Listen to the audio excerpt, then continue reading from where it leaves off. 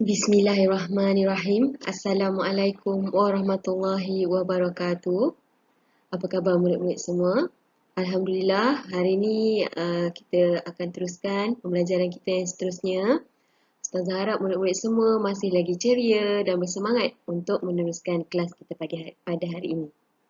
Baiklah, hari ini kita akan belajar kemahiran menulis, iaitu soalan pemahaman. Baiklah murid-murid, sebelum kita teruskan dengan soalan pemahaman kita pada pagi ini, kita mulakan dulu dengan mengenali jenis-jenis soalan pemahaman. Baiklah murid-murid, ingat lagi kah murid-murid semua ada berapa jenis soalan pemahaman? Ya, ada dua jenis soalan pemahaman. Yang pertama, jenis soalan bertumpu dan yang kedua, jenis soalan bercapah. Baiklah, murid-murid ingat lagi kah? Apakah perbezaan antara soalan bertumpu dan soalan bercapah? Baiklah, mari kita lihat. Soalan bertumpu adalah beraras rendah, manakala soalan bercapah beraras tinggi. Soalan bertumpu, jawapan adalah tetap dan tidak boleh diubah sebagaimana yang terdapat dalam teks ataupun petikan. Berbeza pula dengan soalan bercapah, jawapan yang diperlukan adalah terbuka dan pelbagai. Maknanya tidak tetap kepada satu jawapan yang khusus. Soalan bertumpu berbentuk tertutup, manakala soalan bercapah berbentuk terbuka. Soalan bertumpu bersifat objektif, manakala soalan bercapah berbentuk subjektif. Seterusnya, soalan bertumpu, jika jawapan yang murid-murid tulis adalah berlainan dengan apa yang terdapat dalam teks petikan, jawapan murid-murid dikira salah dan tidak boleh diterima. Manakala bagi soalan bercapah, apa sahaja yang murid-murid tulis selagi rasional, relevan dan juga logik masih boleh diterima. Baiklah, bagi soalan bertumpu, soalan ini sesuai untuk menguji daya ingatan. Maknanya murid-murid semua dah baca kali pertama tadi, bila baca soalan, oh kat situ rupanya jawapan. Bagi soalan bertumpu memang jawapan semua ada dalam teks. Berbeza pula dengan soalan bercapah. Soalan bercapah sesuai menguji daya pentafsiran dan penakulan murid-murid. Maknanya soalan bercapah ni adalah dia menguji daya kemampuan murid-murid semua berfikir. Dan soalan bercapah ini memerlukan murid-murid banyak membaca. Iaitu murid-murid mesti tahu banyak pengetahuan am. Okey, jadi seterusnya kita lihat kata kunci untuk soalan bertumpu.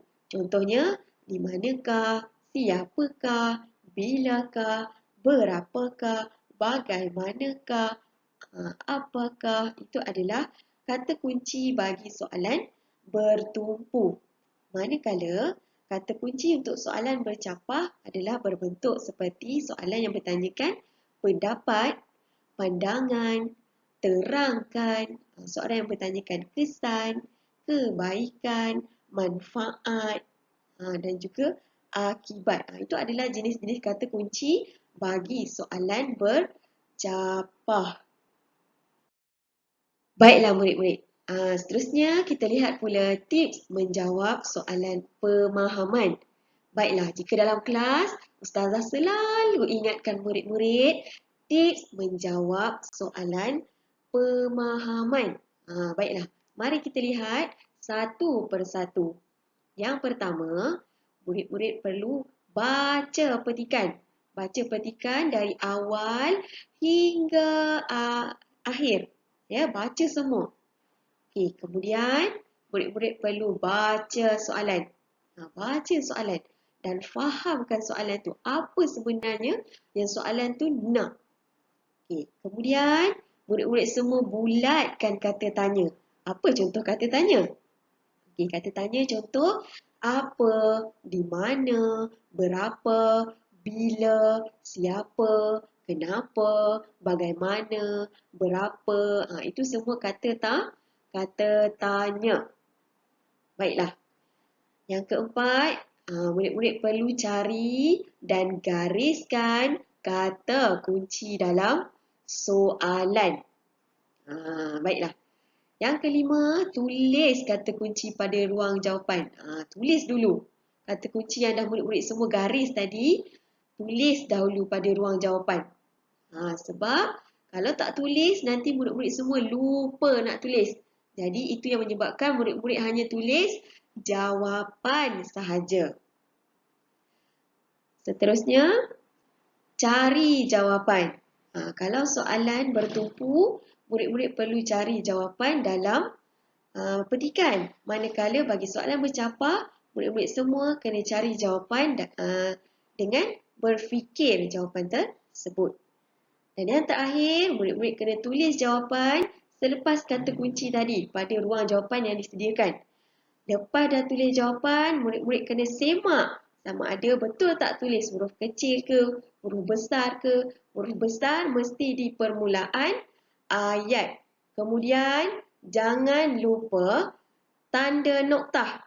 Pada setiap akhir jawapan, mesti ditulis tanda noktah.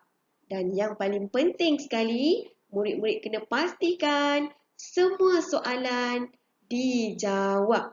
Jangan ada soalan yang tertinggal. Baiklah murid-murid, mari kita lihat contoh yang pertama untuk soalan pemahaman. Di sini Ustazah ada bagi satu teks dan juga gambar. Okey, mari kita baca teks tersebut bersama-sama. Baiklah. Setiap orang menginginkan kulit yang lembut, bersih dan cantik menawan. Tidak ada seorang pun antara kita yang menginginkan kulit berjerawat, berbintik hitam, berminyak, tidak berseri dan kusam.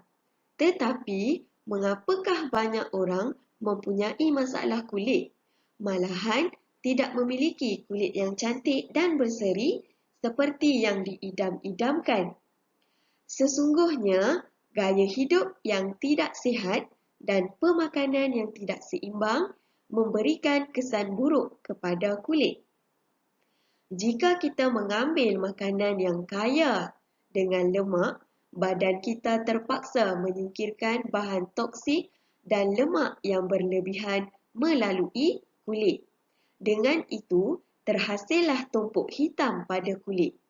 Selain itu, makanan yang mengandungi lemak tepu yang tinggi akan merangsang kelenjar sebum merembeskan lebih banyak minyak daripada kadar normal. Keadaan ini akan mengakibatkan munculnya jerawat. Makanan yang mengandungi gula yang banyak pula boleh menjejaskan sistem imun badan yang menyebabkan luka menjadi lambat sembuh dan kulit kelihatan tidak menarik, terutama pesakit diabetes. Oleh itu, kita hendaklah sentiasa berhati-hati semasa memilih makanan. Elakkan minum air minuman berkarbonat, jus minuman di dalam paket, makanan sejuk beku atau snack kerana makanan ini mengandungi kadar gula yang tinggi. Baiklah murid-murid, ini adalah teks yang akan kita tengok apakah soalan yang akan ditanya. Okey, arahannya baca petikan di bawah ini dengan teliti, kemudian jawab soalan-soalan yang berikutnya. Kita dah baca tadi, sekarang kita lihat pula soalan-soalan bagi petikan ini. Baik murid-murid, bila kamu lihat kat sini ada dua warna, ya. Kata kunci yang berwarna merah dan jawapan adalah berwarna biru. Jadi setiap soalan yang ada di sini Ustazah dah labelkan sama ada soalan tu berbentuk bertumpu ataupun berbentuk bercapah. Kita lihat soalan yang pertama. Dia adalah bentuk soalan bertumpu. Jadi ini adalah isi tempat kosong saja jawapannya.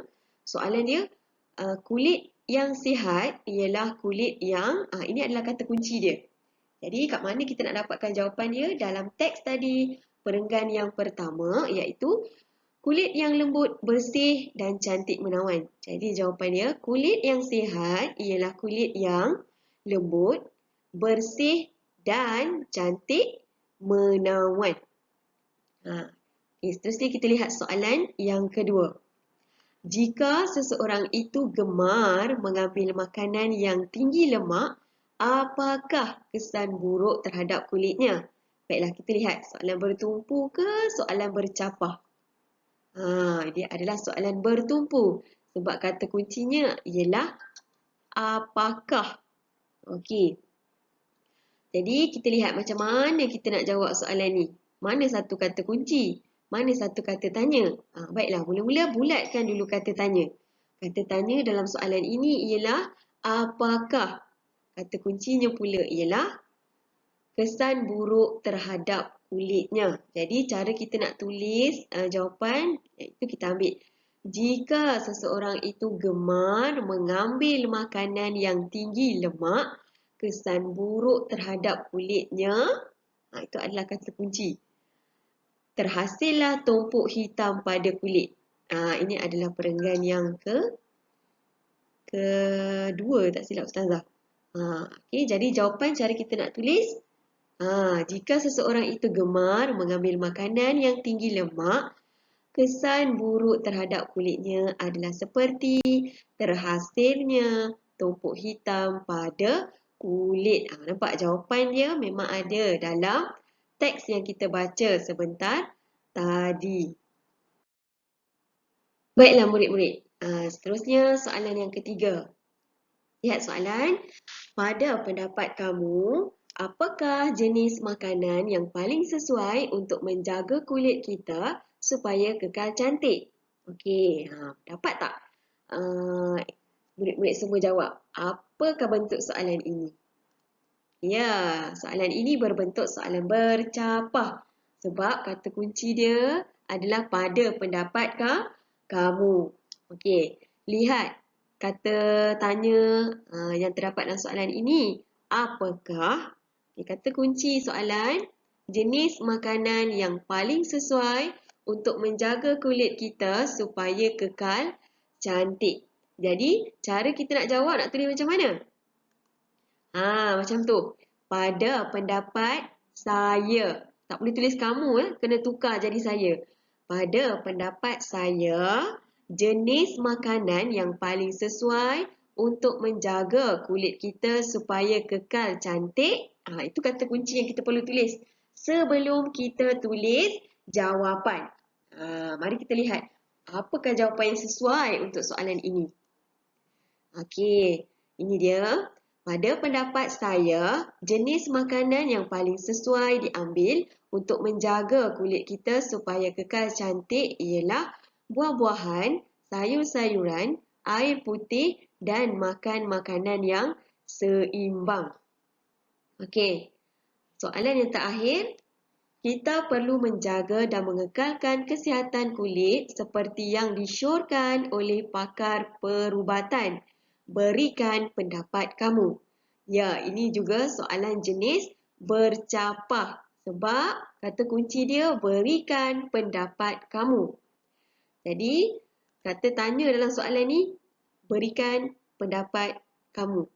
Kata kunci yang perlu kita tulis adalah pada pendapat saya, kita perlu menjaga dan mengekalkan kesihatan kulit seperti yang disyorkan oleh pakar perubatan. Ialah, ni jawapan dia. Pada pendapat saya, kita perlu menjaga dan mengekalkan kesihatan kulit seperti yang disyorkan oleh pakar perubatan kerana kesihatan kulit menjamin tubuh badan yang sihat. Oleh itu, sudah tentu kita bebas daripada penyakit kronik seperti darah tinggi dan sakit jantung. Baiklah murid-murid, kita teruskan dengan contoh kedua soalan pemahaman. Okey, lihat. Kita baca dulu arahannya. Lihat carta di bawah ini dengan teliti, kemudian jawab soalan-soalan yang berikutnya. Okey, ini adalah carta proses menganyam tikar mengkuang. Baiklah, ada 6 proses, iaitu yang pertama, layur.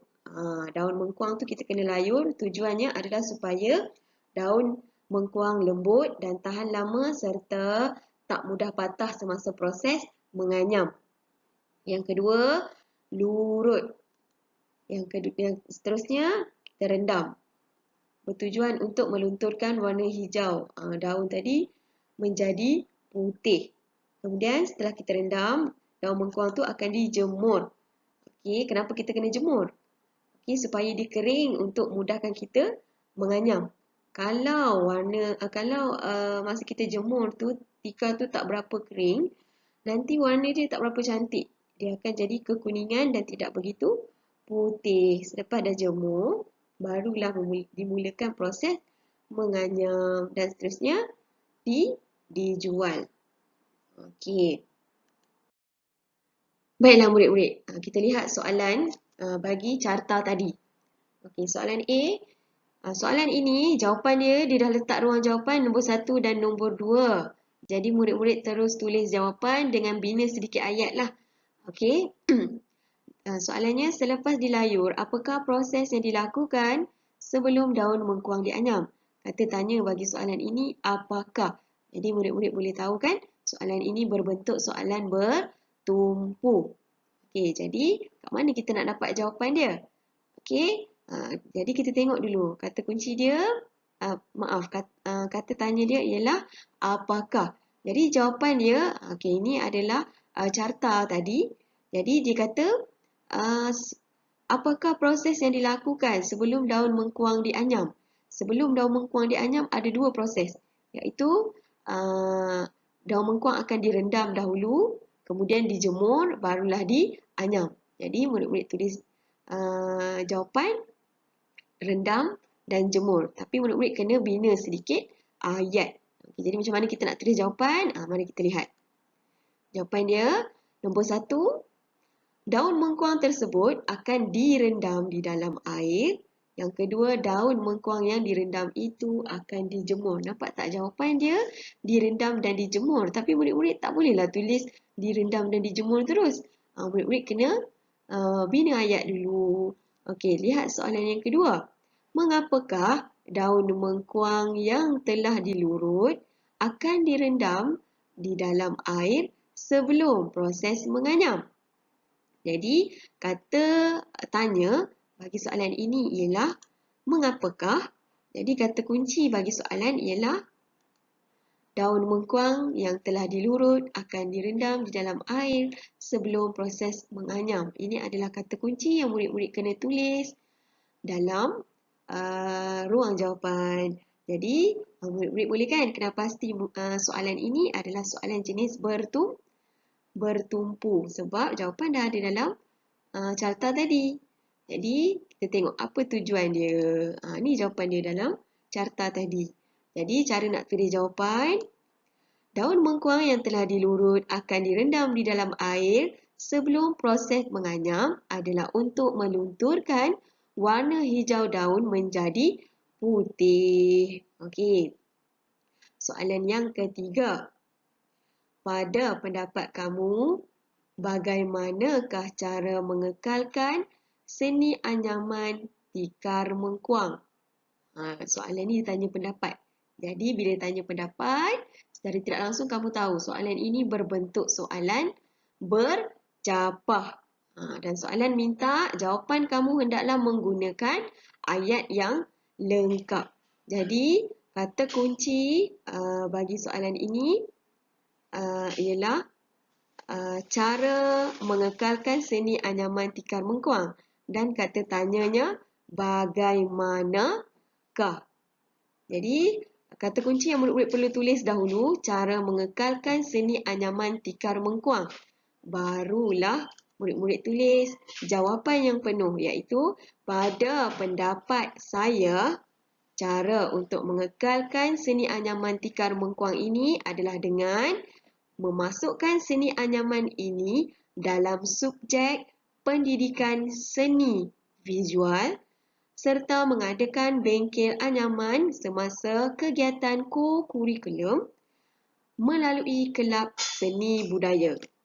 Baiklah murid-murid, yang berwarna merah ialah kata kunci dan yang berwarna biru merupakan jawapan. Jadi macam inilah cara murid-murid untuk menjawab soalan pemahaman dengan lengkap. Baiklah murid-murid, sampai di sini sahaja pembelajaran kita pada hari ini, iaitu tajuk soalan pemahaman kemahiran menulis. Jadi, Ustazah harap murid-murid dapat menyiapkan tugasan yang Ustazah bagi dalam modul yang Ustazah dah bekalkan. Jadi, murid-murid semua perlu tampal lembaran kerja yang Ustazah bagi dalam buku garis 1 yang kedua. Okey, itu sahaja untuk hari ini. Sekian, wabillahi taufiq wa hidayah. Wassalamualaikum warahmatullahi wabarakatuh.